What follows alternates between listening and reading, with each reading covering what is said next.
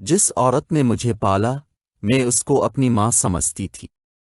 یہ تو بہت بعد میں پتہ چلا کہ وہ عورت میری ماں ہے اور نہ اس کا گھر میرا گھر ہے۔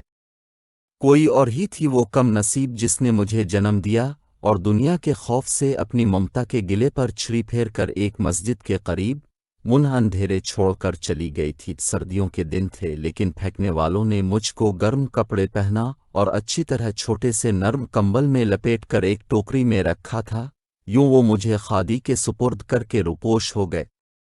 میں تمام رات مسجد سے ملحقہ میدان میں پڑی رہی۔ شاید میری نگہبانی پر خادی نے فرشتوں کو مقرر کر دیا ہو کہ تمام رات کو کتا، بلی یا دوسرا جانور نہیں آیا۔ کسی نے مجھ کو نقصان نہ پہنچایا۔ میں ٹوکری میں گرم کپڑوں میں لپٹی ہوئی سوئی رہی۔ فجر کی اذان کے وقت جب نمازیوں کا ادھر سے گزر ہوا، انہوں نے میرے رونے کی آواز سنی اور ٹوکری کو الفاٹے لیا۔ تبھی میں نے چلا چلا کر اپنے ہونے کا ثبوت فراہم کر دیا۔ ایک خادی ترس بندے نے جو بے اولاد تھا مجھے اٹھایا اور اپنی بیوی کے سپردال کر دیا۔ تبھی سے میں عالمہ خاتون کی آغوش میں پرورش پانے لگی۔ جب میں نے ہوش سنبھالا خود کو محبت کرنے والی ماں اور شفیق باپ کے زیر سایہ پایا۔ انہی کو اپنے والدین اور ان کے گھر کو اپنا گھر سمجھا۔ عالمہ خاتون نیک اور عبادت گزار تھیں، مجھ کو کبھی نہ جھڑکا اور نہ کوئی تکلیف دی، میرا بے حد خیال رکھتی۔ وہ مجھ کو پا کر خوش تھیں حالانکہ میں کسی نادان خطاکار کی بھول تھی۔ پالنے والے بے شک ایسی باتیں بھول جائیں مگر سماج انہیں بھلا پاتا۔ لوگوں کو یاد تھا کہ میں کوڑے کے ڈھیر کا پھول ہوں۔ وہ اس گھر کی عزت کی خاطر چپ تھے کیونکہ میرے والد ایک عالم بزرگ اور معزز آدمی تھے۔ وہ محلے والوں کے ہمدرد اور امانت دار تھے۔ ان کی اس نیکی کو سب نے دل سے قبول کر لیا تھا۔ محلے کی عورت مجھے ان کی بیٹی کے طور پر قبول کر چکی تھی۔ جب میں 4 سال کی ہو گئی تو امی جان نے خود کلام پاک کا درس دینا شروع کر دیا۔ میں کافی ذہین تھی، 2 سال میں ہی کلام پاک ختم کر لیا۔ تب انہوں نے مجھے کو مدرسے میں داخل کروا دیا۔ شروع میں تو آنا جان خود مجھ کو اسکول چھوڑنے جاتے، بعد میں رستے کی شناسائی پکی ہو گئی۔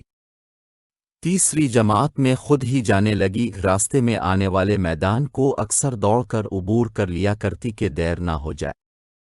ایک دن میدان سے گزر رہی تھی کہ کچھ رنگین چیزیں دیکھیں۔ یہ کھلونے تھے اور مٹی پر پڑے ہوئے تھے۔ نئے اور خوبصورت کھلونے دیکھ کر جی للچایا اور میں نے ادھر الفا دیر دیکھا۔ وہاں کوئی ہوتا تو نظر آتا، بالکل ویران جگہ تھی۔ جب کوئی مالک ان کھلونوں کا مجھ کو نظر نہ آیا ان کو بستے میں چھپا لیا۔ اس روز تمام وقت کلاس میں جی نہ لگا۔ تھوڑی تھوڑی دیر کے بعد بستے میں جھانکتی تھی۔ جی چاہتا تھا کہ اڑ کر گھر پہنچوں اور کھلونوں سے کھیلوں۔ یہ اتنے خوبصورت تھے جیسے ابھی ابھی خریدے گئے ہوں۔ خادی خدا کر کے 6 کی گھنٹی بجی۔ میں نے ربیہ کا بھی انتظار نہ کیا۔ 6 کے وقت وہ اکثر میرے ساتھ ہی گھر آتی تھی۔ یہ لڑکی ہمارے محلے میں رہتی تھی اور میری ہم جماعت تھی۔ آج مجھے گھر پہنچنے کی جلدی تھی۔ اسکول سے نکلتے ہی بیگ گلے میں ڈال کر دوڑ پڑی اور روز سے چند منٹ پہلے گھر آ گئی۔ آتے ہی کمرے میں چلی گئی۔ اپنے بستر پر میں نے بستے کو الٹ دیا، کتابیں چن کر ایک طرف کر دیں اور کھلونوں سے کھیلنے میں محو ہو گئی۔ اسی کا معمول تھا، جو ہی میں گھر آتی وہ میرے پیچھے آ جاتی تھیں۔ سب سے پہلے یونیفارم تبدیل کرنے کو کہتی، بعد میں کھانے کا پوچھتی۔ وہ حسب معمول کچن سے میرے کمرے میں آ گئیں۔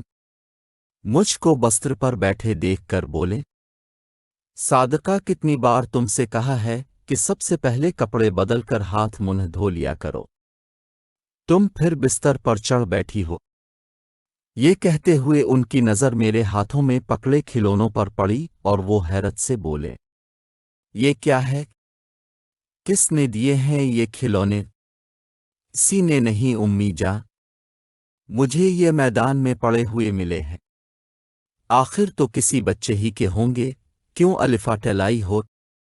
कितनी बड़ी बात है, तुमने किसी दूसरे की चीज को हाथ लगाया है, जाकर उनको वहीं फेंकियो जहां से अलिफाट लाई हो। ठीक है अम्मी, मैंने कहा।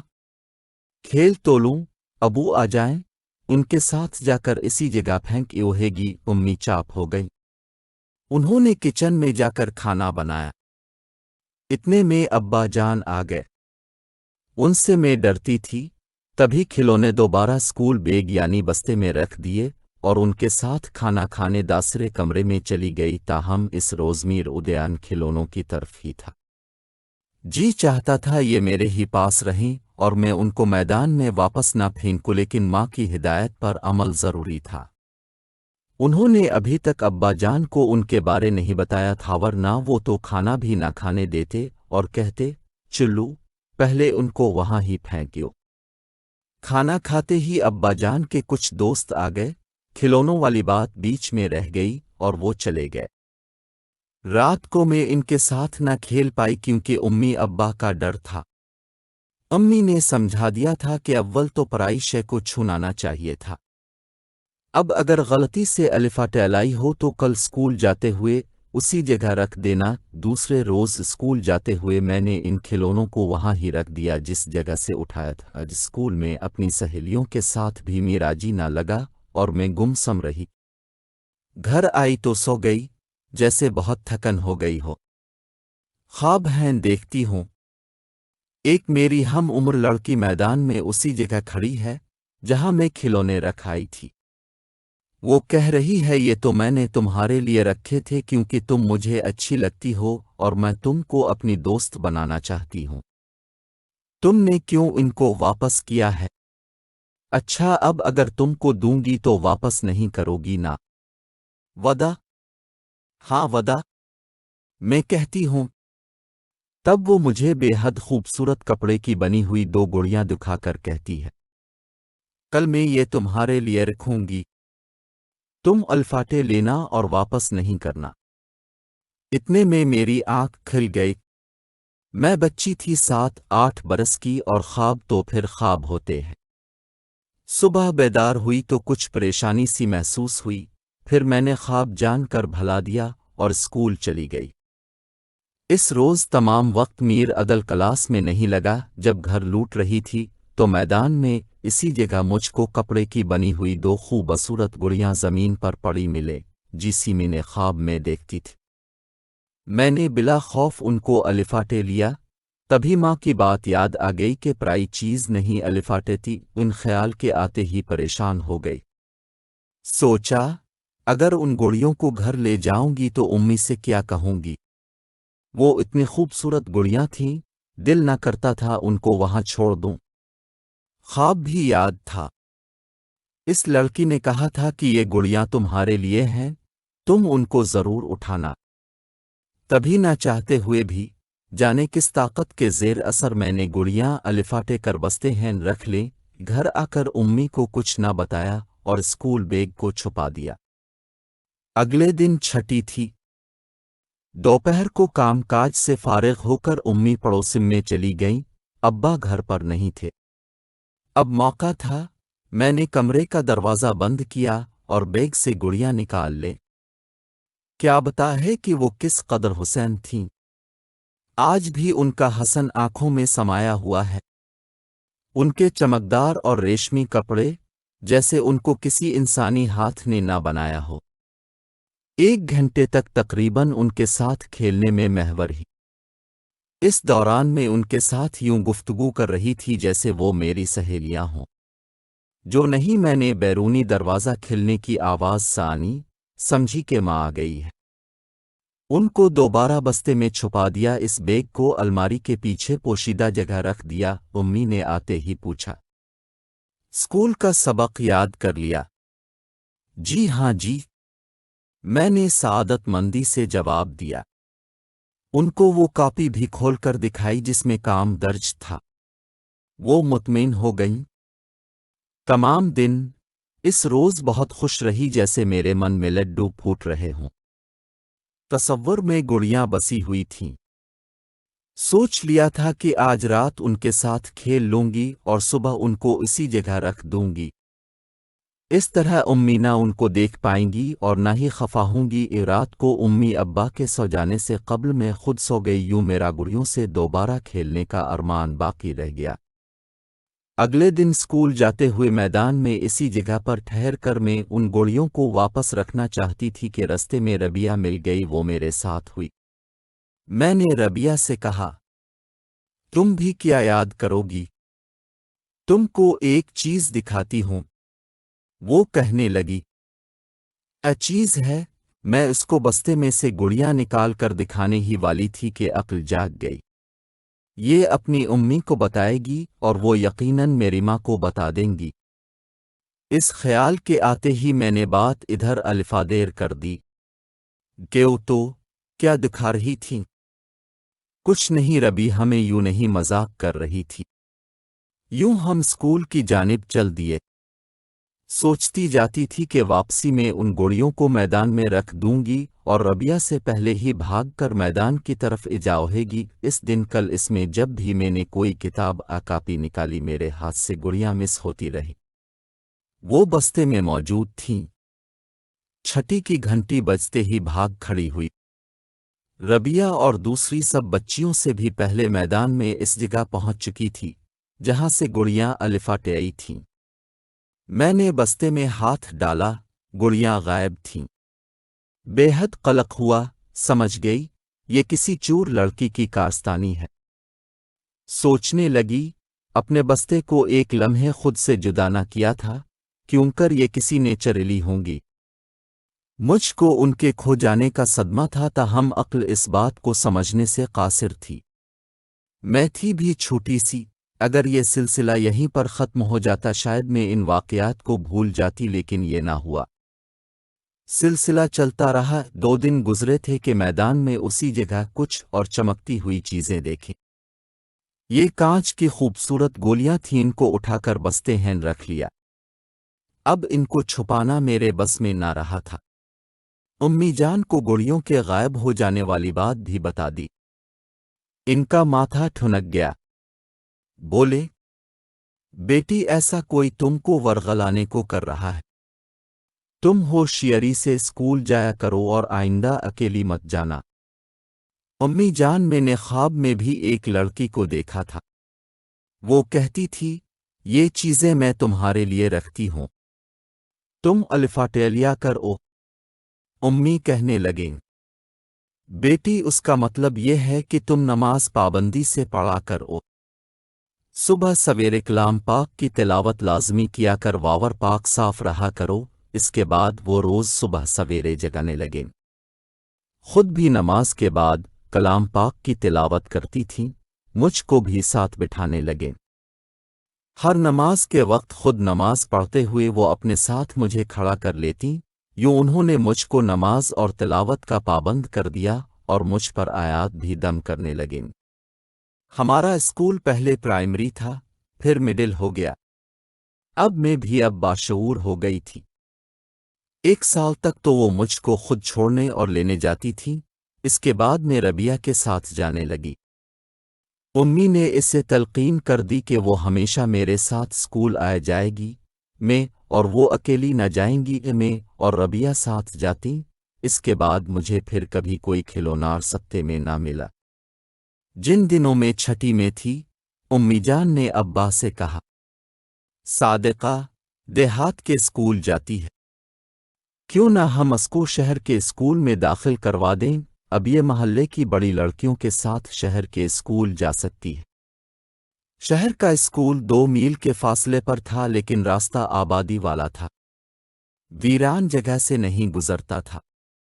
अब्बाजान ने इजाज़त दे दी।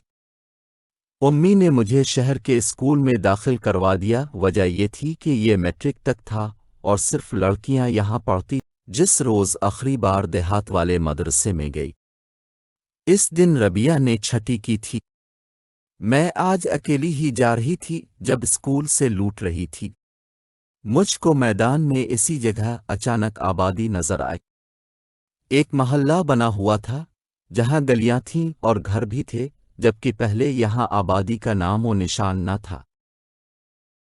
جس روز آخری بار دیہات والے مدرسے میں گئی، اس دن ربیہ نے چھٹی کی تھی۔ میں آج اکیلی ہی جا رہی تھی جب اسکول سے لوٹ رہی تھی۔ مجھ کو میدان میں اسی جگہ اچانک آبادی نظر آئی۔ ایک محلہ بنا ہوا تھا جہاں گلیاں تھیں اور گھر بھی تھے، جبکہ پہلے یہاں آبادی کا نام و نشان نہ تھا۔ حیرت زدہ رہ گئی کہ اتنی جلدی یہ مکانات کیسے بن گئے، دو تین نہیں بلکہ پوری آبادی۔ اسی ادھیڑ بن میں راستہ بدل کر جانے لگی کہ دفتن میری ایک ہم عمر لڑکی نظر آئی۔ اس نے دوپٹے کی بغل ماری ہوئی تھی اور بہت دلکش شکل و صورت کی تھی۔ اس نے اپنے ہاتھ دوپٹے کے اندر کیے ہوئے تھے۔ کہنے لگی، صادقہ، تم آج اسکول چھوڑ کر جا رہی ہو، لیکن تمہار امیر اساتے نہیں چھوٹے گا، کیونکہ تمہارے شہر والے اسکول کے پرلی طرف جو میدان ہے وہاں ہمارے رشتہ دار رہتے ہیں۔ میں وہاں آتی جاتی رہتی ہوں اور تم کو پتہ نہیں، ہم بہت عرصے سے ادھر رہتے ہیں۔ تم روز ہی ہمارے گھر کے سامنے سے گزرا کرتی تھیں اور کبھی کبھی میں تمہارے ساتھ اسکول تک جایا کرتی تھی۔ ہاں، میں کئی بار تمہارے ہمراہ اسکول سے چھٹی کے بعد گھر تک بھی گئی، لیکن کبھی تمہارے گھر کے اندر نہیں گئی کیونکہ تمہاری امی سے ڈر لگتا ہے۔ وہ بہت عبادت کرتی ہے، ہر وقت آیاتک کا ورد کرتی رہتی ہیں۔ میں حیرت سے اس کی طرف دیکھ رہی تھی۔ وہ اس طرزے سے میرے ساتھ گھل مل کر باتیں کر رہی تھی جیسے میری سہیلی ہو۔ تب تو مجھ کو اس سے بالکل خوف محسوس نہیں ہوا۔ گمان میں بھی یہ بات نہ آئی کہ یہ کوئی اور مخلوق بھی ہو سکتی ہے، مثلاً جن۔ وہ کہہ رہی تھی، میرے گھر چلو، دیکھو وہ رہے ہمارے گھر، وہ ہے ہمارا محلہ، یہاں سب ہمارے رشتہ دار رہتے ہیں اور تم تو مجھ بہت اچھی لگتی ہو۔ وہ آبادی کی طرف اشارہ کر رہی تھی۔ جو گھر مجھے نظر آ رہے تھے وہ عام گھروں جیسے ہی تھے، لیکن وہاں لوگ نہیں تھے، سارا محلہ خالی تھا۔ میں نے کہا، وہاں گھر تو ہیں لیکن لوگ نہیں ہیں۔ سب لوگ کہاں گئے ہیں؟ سب لوگ ہیں مگر وہ تم کو نظر نہیں آ رہے۔ یہ آبادی مجھ سے چند گز دور تھی۔ میں تمہارے گھر نہیں جا سکتی کیونکہ مجھے دیر ہو رہی ہے۔ میرا جواب سن کر وہ لڑکی غائب ہو گئی اور میں تیز تیز قدم اٹھاتی گھر آ گئی۔ یہ باتیں اپنی امی عالمہ خاتون کو بتلائیں۔ گرچہ وہاں مجھے ڈر نہیں لگا، مگر احساس ہو رہا تھا کہ وہ آبادی انسانوں کی نہیں تھی اور وہ لڑکی بھی انسان نہیں تھی۔ امی نے ایسی باتیں ایک بار بتائی تھیں اور کہا تھا کہ اگر ویرانے میں کوئی چیز دیکھو تو آیات قرآنی پڑھنی شروع کر دینا اور ڈرنا بالکل نہیں۔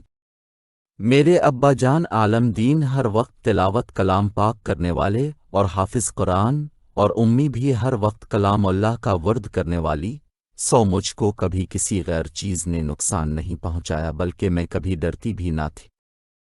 تاہم اس روز گھر تک پہنچتے پہنچتے پسینے پسینے ہو گئی تھی۔ جاتے ہی امی سے لپٹ گئی اور ان کو سارا حال کے دیا۔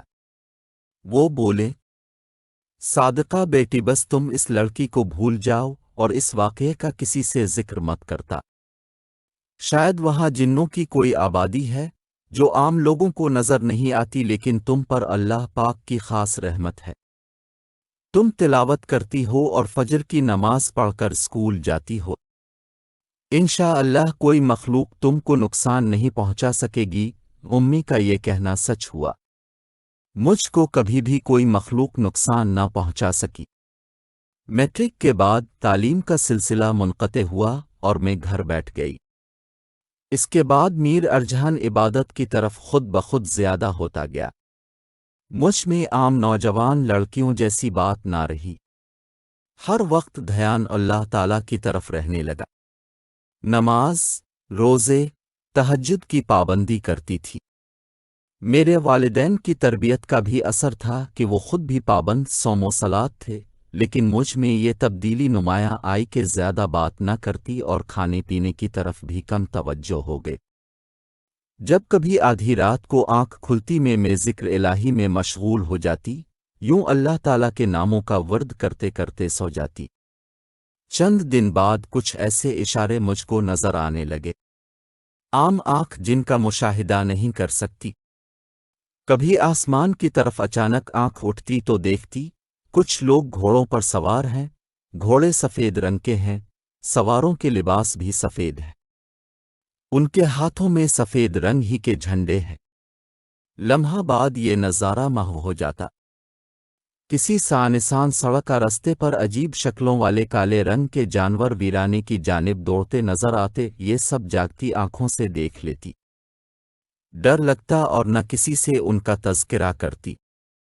یہ سلسلہ بڑھتا گیا، گھر میں کوئی شے موجود نہ ہوتی، مثلاً کچن میں کھڑی سوچتی کہ ماچس نہیں ہے، چولہا کیوں کر جلاؤ ہے، اچانک نئی ڈبی ماچس کی سامنے اپڑت ہے، کبھی نمک ختم ہو جاتا اور منگوانے میں تاخیر ہو جاتی، خالی ڈبے میں جھانکتی اسے رکھ دیتی، ڈھکن لگاتے ہی وہ اچانک بھاری ہو جاتا، دوبارہ کھول کر دیکھتی سفید گلابی نمک صاف ستھرا چمکتا ہوا، اس میں بھر اہوتا، یہ نمک کہاں سے آ گیا؟ ابھی تو ابا جان سودا لینے بازار گئے ہوئے ہیں، یوں نہیں کئی بار جب کسی شے کی چاکی اس کو سامنے پایا، پرس میں ہاتھ ڈالا کہ اس میں تو روپے ہیں نہیں، پھر کیا ڈھونڈنے کو ٹٹول رہی ہوں، تبھی نئے کڑکڑتی نوٹوں سے انگلیاں مس ہو جاتی، جیسے ابھی ابھی کسی نے نئے براق نوٹ رکھ دیے ہوں۔ یہ سلسلہ میرے ساتھ کئی برس رہا، امی کو بھی نہیں بتایا، چپ رہتی تھی۔ کبھی کبھی ایسا محسوس ہوتا کوئی اور بھی میرے ساتھ رہتا ہے، ساتھ چلتا ہے، مگر میں اس کو دیکھ نہیں سکتی۔ یوں بھی ہوا کہ آگے پیچھے کہیں ڈور، اگلے گھر، اگلے محلے یا اگلے گاؤں میں کوئی جاننے والا رشتہ دار، سہیلیاں یا امی ابا آپس میں بیٹھے باتیں کر رہے ہیں، اور میں ان سے کوسوں داور اپنے کمرے میں بیٹھی ان کی سب باتیں سن پا رہی ہوں۔ وہ جب بھی مجھ سے ملتے، کافی دن بعد جلد میں ان سے پوچھتی، فلاں فلاں وقت تم نے یہ باتیں کی تھیں نا؟ وہ چونک کر کہتے، ہاں کی تھیں، لیکن تمہیں کس نے بتایا ہے؟ میں نے خود سوان لی تھیں، کسی نے نہیں بتایا۔ میں جواب دیتی، جیسے ریڈیو آن کرتے ہی سینکڑوں میل دور کی آواز کی لہروں کو پکڑ کر سانا جا سکتا ہے، ایسے ہی اللہ نے میرے کانوں میں بھی پیدائشی طور پر کوئی خفیہ آلہ لگا دیا ہوگا جو دور کی لہروں کو پکڑ کر مجھے آواز میں سانا دیتا ہے۔ ایک روز خالی بیٹھی تھی، کوئی قریب نہ تھا، تبھی مجھے دو عورتوں کی آواز سنائی دی۔ ایک کہہ رہی تھی، نہ جانے اب کیسی ہے، ہم نے تو اس کو خادی کے سپرد کر دیا تھا، سانا ہے حافظ صاحب نے گود لیا تھا۔ دوسری کہنے لگی، ہاں چلو کسی دن ان کے گھر، اس کو دیکھنے۔ کیا کرو گی دیکھ کر؟ اللہ نے اس کا نصیب اچھا کیا، نیک لوگوں کے گھر پہنچا دیا ہے۔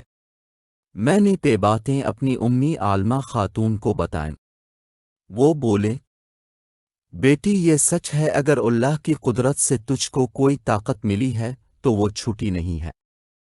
وہ عورتیں جن کی آواز میں اور باتیں تم نے سنی ہیں، ان میں سے ایک نے تجھے جنم دیا ہوگا اور دوسری تجھ کو اللہ کے سپردال کرنے مسجد کے ملحقہ میدان تک آئی ہوگی۔ لیکن انہوں نے ایسا کیوں کیا اماں؟ یہ تو خادی جانے ہوگیان کی کوئی مجبوری، لیکن یہ اللہ کی قدرت کے جنہوں نے توقر نہ دے کر تجھ کو یوں پھینک دیا، مگر خادی کی نظروں میں توبہ توقر ہوئی۔ خادی نے اس لیے پیار کیا ہے کیونکہ وہ 70 ماؤں سے زیادہ پیار کرنے والا ہے، تب ہی تو ایسی باتیں میرے ساتھ ہو رہی ہیں۔ امی نے پھر تلقین کی، بیٹی میں مر بھی جاؤں تو کبھی نماز اور تلاوت مت چھوڑنا۔ ابا جان اب میرے فرض سے سبک دوش ہونا چاہتے تھے، حالانکہ میں شادی نہ کرنا چاہتی تھی۔ اس جانب میر ادھیان ہی نہیں تھا اور نہ شادی سے رغبت محسوس ہوتی تھی، پھر بھی اطاعت والدین کی خاطر میں نے ان کی بات مان لی اور میری شادی ان کے ایک عزیز سے ہو گئی۔ شوہر درمیانے درجے کے انسان تھے، ان کے ساتھ اچھا گزارا کر لیا، تاہم بچوں کی پرورش کے دوران عبادت میں پابندی باقی نہ رہی، یوں وہ تمام عنایات جو غیبی طریقے سے مجھ پر ہوتی تھیں ختم ہو گئیں۔ میں اکثر سوچتی ہوں کہ وہ سب کیا تھا